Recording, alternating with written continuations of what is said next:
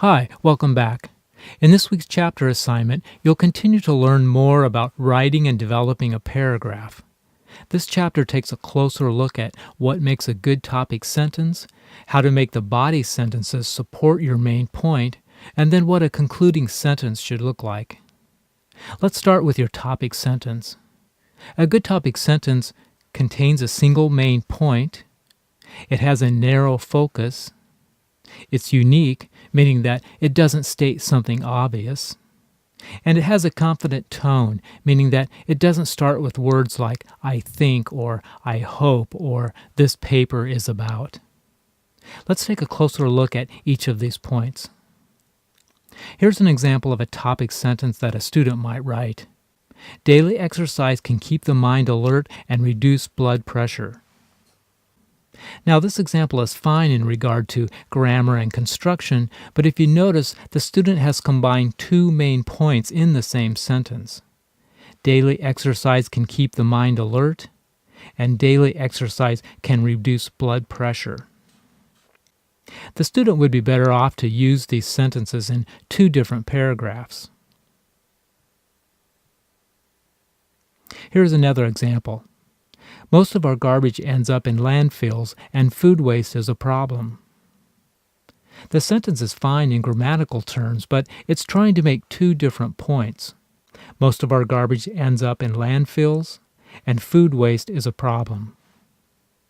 Again, the student would have been better off to use these sentences in two different paragraphs. Another thing to keep in mind when writing a topic sentence is to make sure you keep a narrow focus. Now, a topic can be about anything you like: sports, science, politics, family, education. What's important is that you know how to narrow these big topics down before you start writing. For example, a topic like good health is much too large to write about in one essay, much less one paragraph.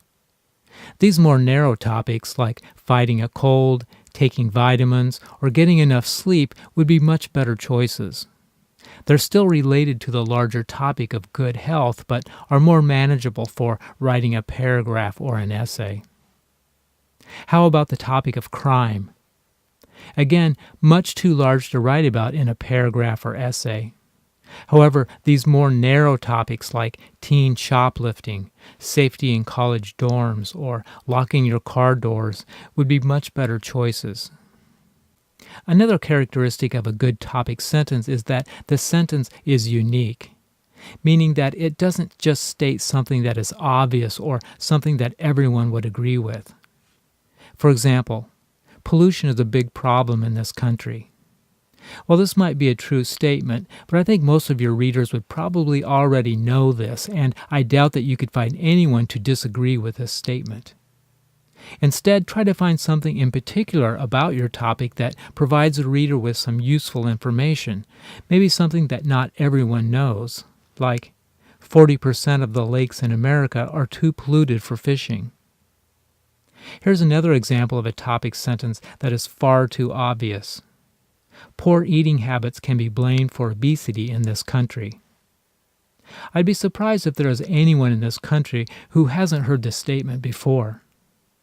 However, a more unique statement like, more than 1/3 of all children in the U.S. are overweight or obese, is probably not a fact that everyone is familiar with, and therefore this would make a much better topic sentence. Finally, a good topic sentence has a tone of confidence, and that means you need to avoid writing weak sentences that start with the words I think, or I hope, or in this paper I will. For example, I think a college tuition increase would hurt most students at our school. Now, this is a grammatically correct sentence, but the words I think at the beginning tend to weaken the author's credibility. A better approach to writing this sentence would be to simply leave out the words I think. A college tuition increase would hurt most students at our school. Do you see the difference here? Here's another example. In this paper, I will explain how sugar is the leading cause of obesity in the world. When you start a sentence with words like, in this paper I will explain, You're not only stating the obvious, but you're also weakening the strength of your sentence simply because you're including a lot of words that don't need to be there. A better sentence here would be simply, sugar is the leading cause of obesity in the world. Now let's take a closer look at the body sentences and see what role they play in the construction of a paragraph. Of course, all of the body sentences should be related to your topic sentence. If not, you'll probably need to move those sentences to another paragraph. Body sentences should help clarify your topic sentence for the reader. And they can do that by using supporting details and facts. If you provide enough supporting details, then your body sentences should accomplish the job of clarifying your topic sentence or proving a point. Just keep in mind that the body of your paragraph should always be working to support what you say in the first sentence. Finally, let's take a closer look at your concluding sentence. A concluding sentence should remind readers of your main point. However, try not to simply repeat your topic sentence from the beginning of the paragraph. Rephrase your main point using different words and expressions. Also, a good concluding sentence might include an additional thought or perspective on your main topic. Let's take a look at an example.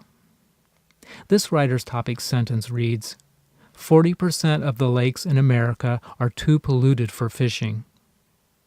A concluding sentence for this paragraph might be, with nearly 1/2 of America's lakes being unsuitable for fishing, pollution can't be ignored.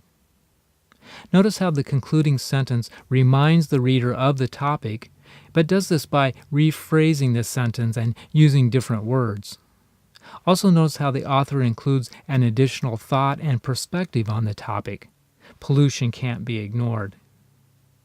Here's another example where a student is writing about a college tuition increase.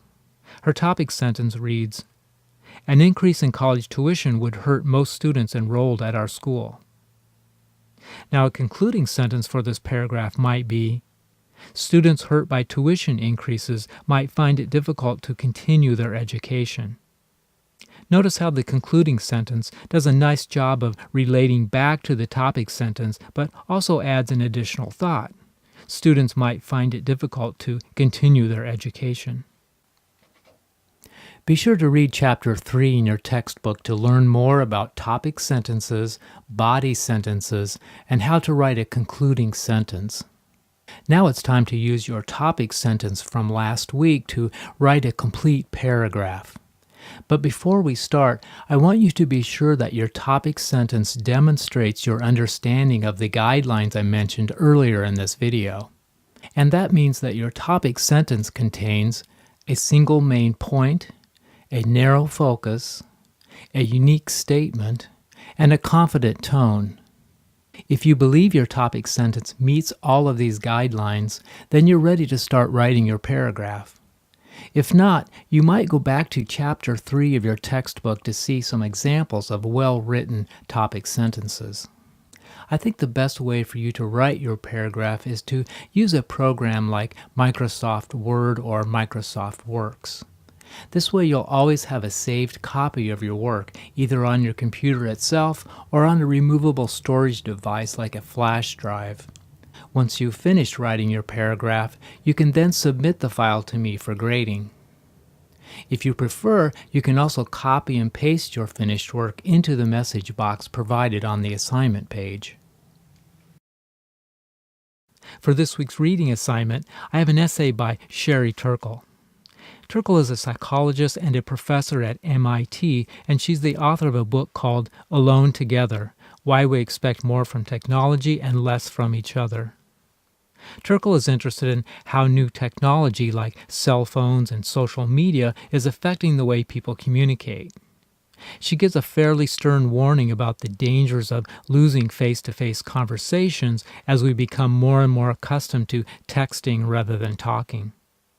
Turkle claims that even though the technology might make people feel more connected, it's leaving us more alone and increasingly more uncomfortable with intimacy. I've also included a link to a video where Turkle gives a presentation at TED Talks about her book. As usual, I have an essay response worksheet for you to complete. As you read through the essay, try to identify the main points that Turkle is making, and then look for whatever supporting details she provides to back up her claims. If you don't think Turkle provides enough details to convince you of her argument, be sure and mention this in your evaluation. This week's grammar workshop is all about spotting errors in your writing. As I've mentioned before, I never expect students to memorize all the grammar rules of English. There are just too many.